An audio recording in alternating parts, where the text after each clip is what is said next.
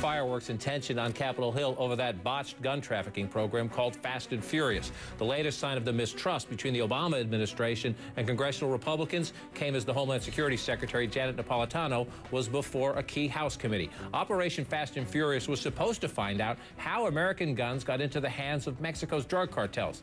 And actually, that program actually allowed U.S. guns across the border. This week, the House Oversight Committee wanted to know why Secretary Napolitano didn't act more quickly when some of those guns turned up at last December's killing of U.S. Border Patrol agent Brian Terry.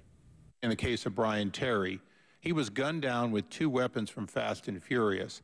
It has been months, and you tell me that you're not, you weren't doing it because of an IG investigation. Well, let's go through a few questions here, Madam Secretary. Wait just a minute. No, wait Let me finish my question. Wait just a minute. Madam Secretary, let me finish my question. Go ahead, that insinuation is not accurate. Madam Secretary, we could have the record read back. It'd take a few minutes. But no, that's the insinuation I'm objecting to. Look, California Republican Issa, the House Oversight and Government Reform Committee chairman, joins us now from Capitol Hill. Mr. Chairman, let me start first with your premise. Do you think she slow-walked an investigation? Well, I think she would like to have us believe that she never talked to Eric Holder, even though she was terribly concerned about the loss of not 1 but 2 of her agents in 2 separate episodes. And she did so because of an IG investigation over at Justice. Well, candidly, there were more than 2 months that went by between the death of Brian Terry, her attendance at his funeral, and the beginning of the IG investigation. You would think there were a few cabinet meetings and plenty of opportunity to say, oh, by the way, Eric, tell me more about Fast and Furious and how my agent got killed with weapons that you let walk into the hands of drug cartels. I want you to listen to a little bit more of your exchange with Secretary Napolitano, a question on the other side. I think your insinuation that... Ma'am, please answer the question. Please don't talk in terms Mr. of Chairman, insinuation. may I have the opportunity to answer, please? A couple of points here. Number one, you can see it in her face and hear it in her voice, and then you challenge her back. Are you concerned at all here that there is a level of mistrust, even enmity, that's going to get in the way of this? Well, remember, this is a secretary who, her appointees demanded that FOIA, Freedom of Information Act request documents, be brought to them and then politicize the process of releases to organizations like CNN and others. So this is somebody who thought it started off not wanting to have full and complete disclosure and transparency, and we've already seen that. You saw yesterday she can be very thin-skinned about being asked very legitimate questions and talks in terms of, how dare you ask this question, or I don't like your tone. We are looking at dead people on both sides of the border. An estimated over 200 Mexicans have been killed by weapons that were allowed to walk by our administration, by our government.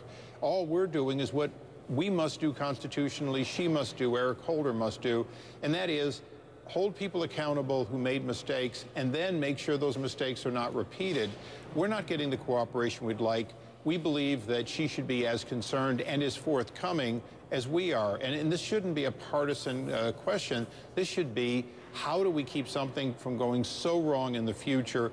And right now, we're not getting that level of cooperation in this process. The gravity of this underscores the importance of your investigation and any investigation into this, which is why I ask if you're worried at all from your perspective that the politics of it, the mistrust of it, are getting out of control. Do you, for example, I know how these things get in the back and forth of the committee hearing, but you called her ma'am. Protocol in Washington would be Madam Secretary. Any regrets for that? Not at all. I did also say Madam Secretary. I was brought up in a household with sir and ma'am, and certainly Madam Secretary or Secretary or Chair. I think there was no intention. I haven't ever called a cabinet officer by their first name in a formal hearing or anything of that sort. Look, I respect her qualifications. She was a U.S. attorney. She was Attorney General. She was a governor. But I am concerned that she made a statement that an IG investigation stopped her from asking a question, but that investigation didn't begin for more than 2 months after Brian Terry's murder, and she characterized it as immediate action.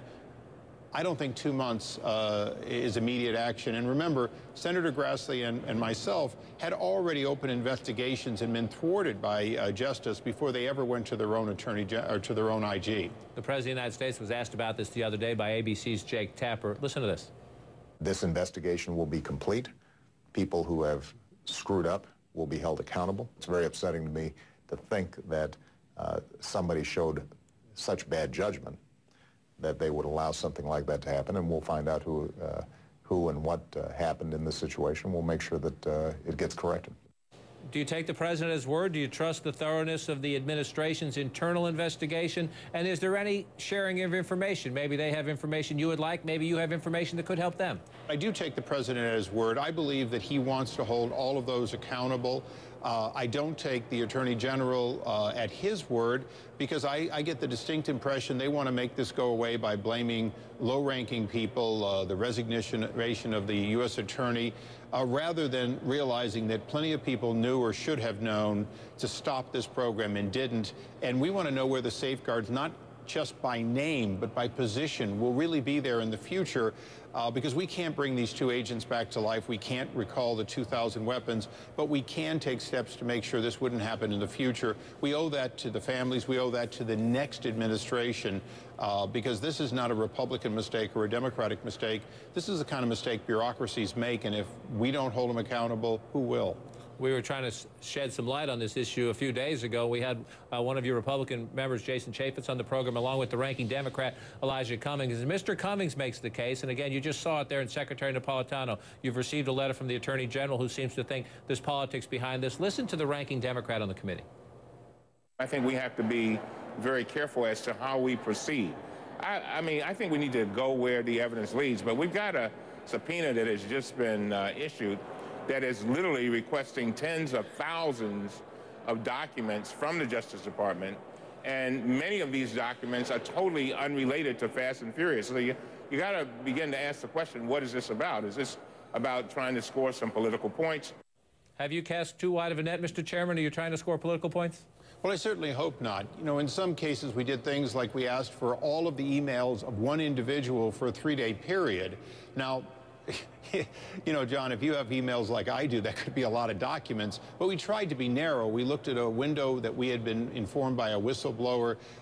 Correspondence went on, and we asked only for that window. So sometimes there's a voluminous amount of documents. That's not our intent. Remember that I have a very limited staff compared to the administration. The last thing I need is more documents than we can go through.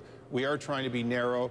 The other thing is, if they would just be forthcoming, you know, the Attorney General told us in undersworn testimony that he'd only heard about Fast and Furious a few weeks earlier.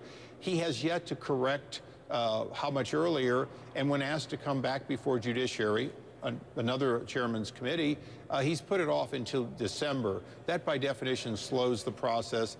Elijah Cummings and I do not have a great working relationship. I believe he is there to be a stumbling block, in his opinion, to try to stop and help and protect the administration.